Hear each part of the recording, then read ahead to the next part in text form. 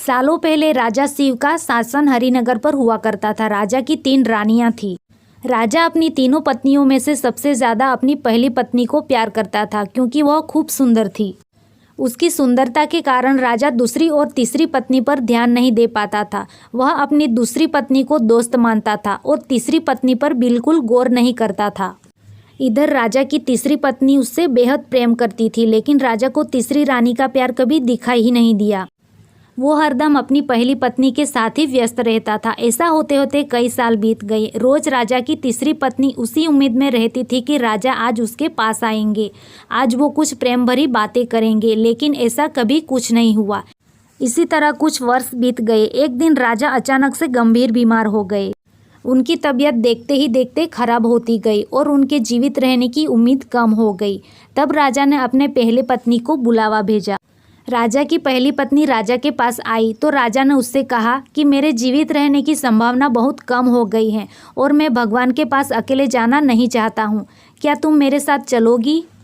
राजा की बातें सुनकर रानी ने उनके साथ जाने से मना कर दिया और कहने लगी कि अभी मेरा जीवन बचा हुआ है और मैं अभी और जीना चाहती हूँ।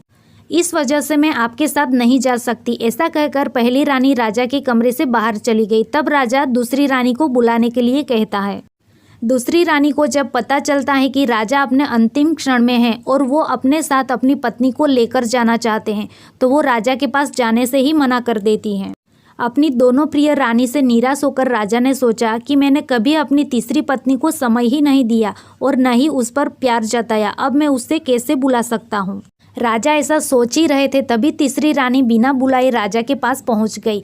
तीसरी रानी को राजा की इच्छा पता होती है, इसलिए वह सीधे राजा से कहती हैं, स्वामी मैं आपके साथ चलने के लिए तैयार हूँ। रानी की बात सुनकर राजा को बहुत खुशी हुई।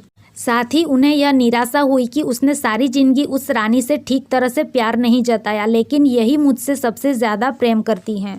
उसी वक्त राजगुरु एक जाने माने वैद्य को लेकर आते हैं जो राजा की तबीयत को ठीक कर देता है। राजा ठीक होते ही अपनी तीसरी रानी से प्रेम करने लगता है।